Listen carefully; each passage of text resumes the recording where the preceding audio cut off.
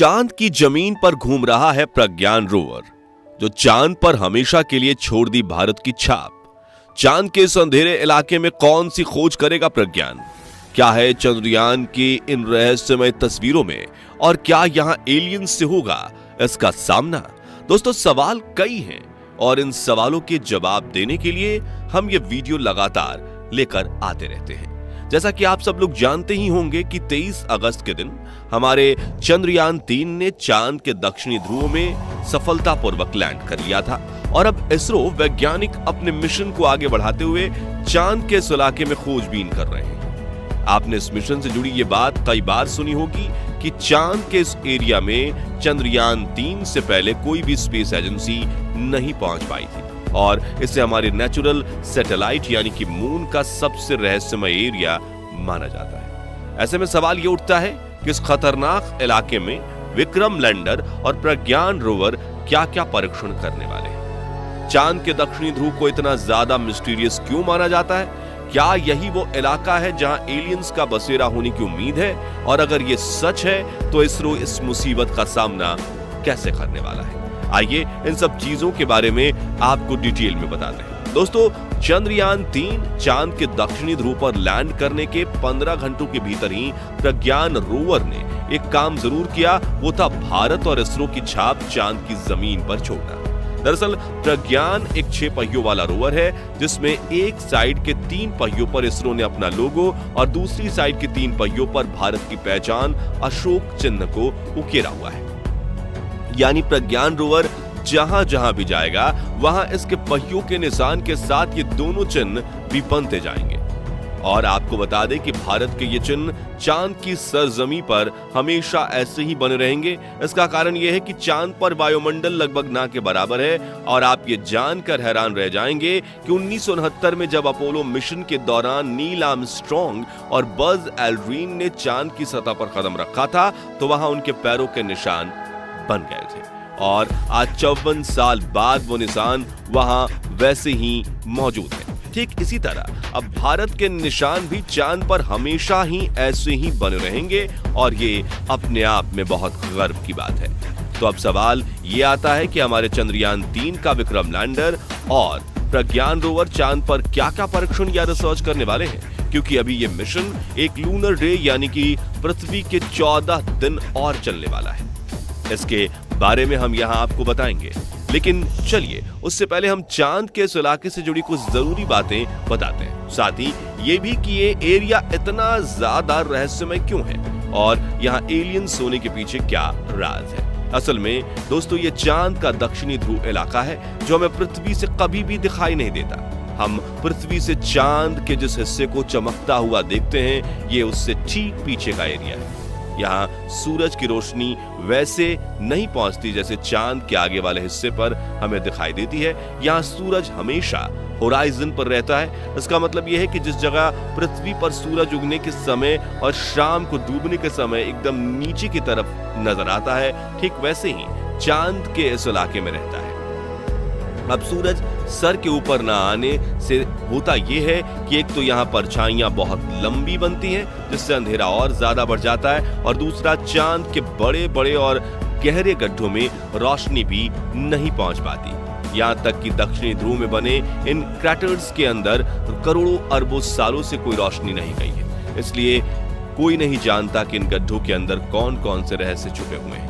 साथ ही चंद्रयान 3 से पहले इस इलाके को एक्सप्लोर करने के लिए भेजा गया कोई भी मिशन सफल नहीं हो पाया है, इसलिए चांद के इस एरिया को इतना ज्यादा रहस्यमय माना जाता है। यहाँ तक कि रिसर्चर्स और लेखक तो यहाँ एलियंस के मौजूद होने का दावा भी कर चुके हैं। उनका कहना है कि चांद के इस अंधेरे गड्ढे में एलियंस की एक सभ्यता रहती है, जिससे हम इंसान अभी तक अनजान हैं।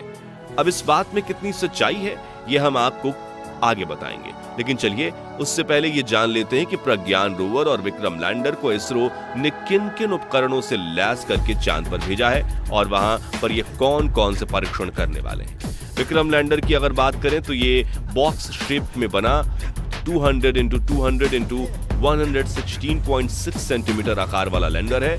एनर्जी के लिए इसमें सोलर पैनल्स लगाए गए हैं, जिनकी मदद से ये 738 वॉट बिजली पैदा करता है। इसके अलावा कई सारे सेंसर से लैस किया गया है, जिसमें accelerometer, altimeter, Doppler, velocimeter, star sensor, touchdown sensor और खतरे से बचाव व मौजूदा स्थिति जानने के लिए कैमरे का एक सूट शामिल है। अब पेलोड की बात करें तो विक्रम लैंडर में चंद्राज सरफेस थर्मोस्फेरिकल एक्सपेरिमेंट नाम का एक इंस्ट्रूमेंट है, जिसकी मदद से विक्रम लैंडर चांद की थर्मल प्रॉपर्टीज यानी चांद कितना ठंडा है और कितना गर्म है इसकी जांच पड़ताल करेगा।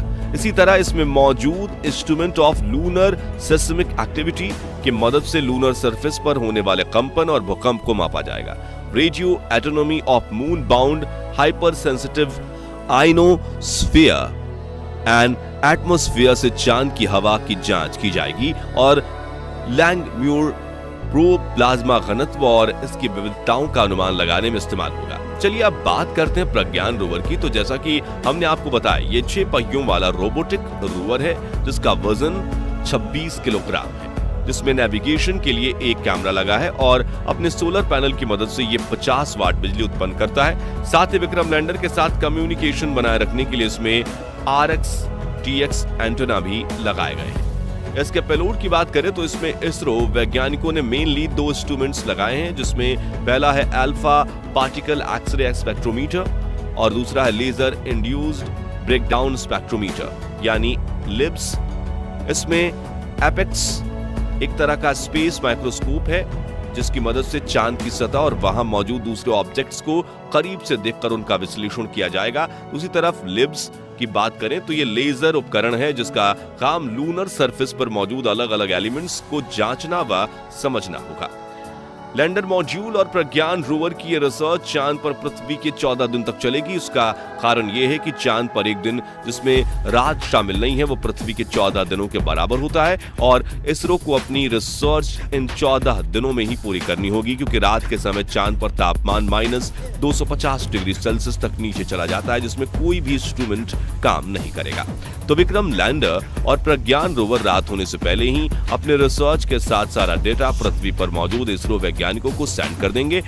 पर अब आखिरी सवाल ये रह जाता है कि चांद के इस हिस्से में एलियंस होने की बातें कही जाती हैं, उसमें कितनी सच्चाई है। असल में दोस्तों समय समय पर बहुत से लोगों ने इन तरह की बातों और दावों को किया है, लेकिन हम आपको बता दें कि ये सब सिर्फ कॉन्स्पिरेसी थियरीज हैं, यानी अपने दावों को सही साबित करने के लिए उनके पास कोई सबूत नहीं है। अब बहुत से लोग इन कॉन्स्पिरेसी थियरीज को सच मानते हैं और बहुत से लोग इसे बेबुनियाद समझते हैं। खैर जो भी हो, अब हमारा चंद्रयान 3 चांद के इस इलाके में पहुंच चुका है और आज नहीं तो कल इस रहस्य से पर्दा उठ ही जाएगा। लेकिन साथियों, हम इतना स्पष्ट कर देते हैं कि ये कोई जरूरी नहीं कि एलियंस कोई बड़ी बड़ी आंखों वाले लंबे लंबे सिंग वाले डरावने जीव ही होते हो।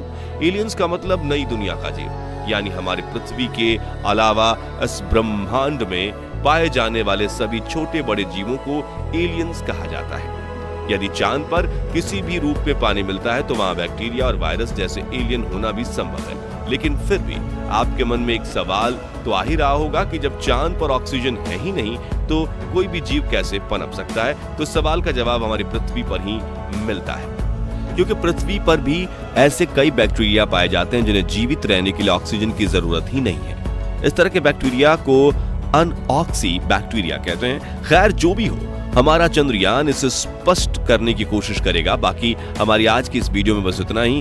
वीडियो अच्छी लगी हो तो इसे लाइक और शेयर जरूर करना, और अगर आप हमारे फेसबुक पेज पर नए हैं तो पेज को फॉलो भी जरूर करें। मिलते हैं जल्दी ही ऐसी एक और इंटरेस्टिंग वीडियो में, तब तक के लिए गुड बाय, जय हिंद।